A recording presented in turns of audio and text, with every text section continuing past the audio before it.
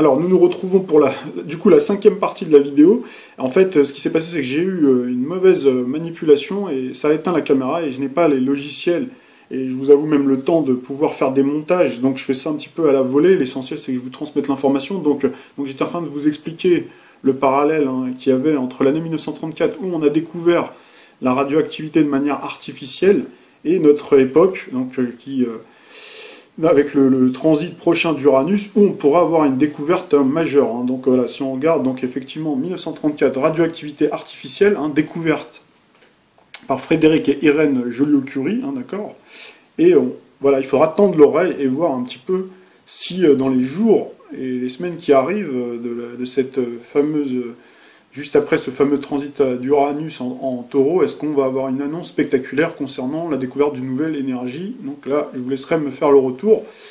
Donc on avait aussi publié un article sur l'ordinateur du futur avec des capacités exponentielles, l'ordinateur quantique, donc si ça vous intéresse. Donc ça c'était le 1er mars 2016.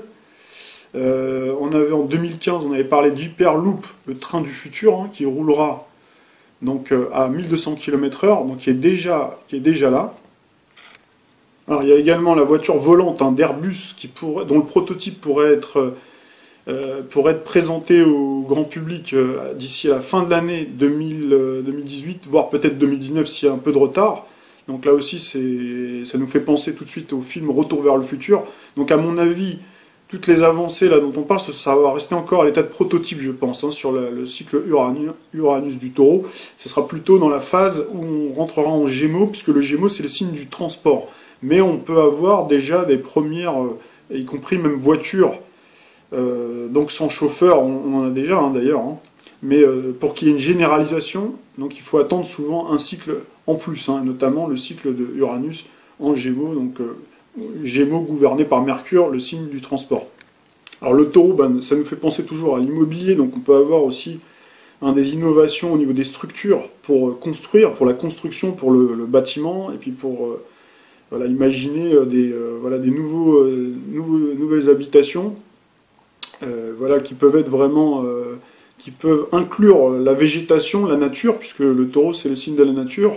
Donc ça peut être aussi une possibilité. Voilà, de toute façon, là après il suffit de jeter un coup d'œil maintenant, puisqu'on est plus loin maintenant du transit d'Uranus en taureau, on a déjà tout qui est en gestation. Après, il faut la concrétisation, et la concrétisation, c'est le taureau qui va concrétiser avec l'aide aussi de Saturne-Pluton, donc en Capricorne, donc vous avez compris, pour le meilleur, mais aussi parfois pour le moins bon. Donc voilà, c'est à chacun d'entre nous, on a une infime partie de notre destin entre les mains, donc c'est à chacun d'essayer de faire en sorte que les choses avancent dans le bon sens et de garder toujours un état d'esprit positif pour avancer. Voilà, je vais terminer en fait, donc la vidéo, elle sera du coup très très très courte. J'avais l'intention de vous parler d'autres choses. Mais ça vous les retrouverez si vous voulez bien dessus, plutôt sur le blog. Voilà, on a plus le temps de développer les propos. C'est vrai que sous forme de vidéo, ça peut être complémentaire, mais forcément on est obligé d'être un peu plus succinct. Voilà, donc je vous dis à très bientôt pour d'autres vidéos.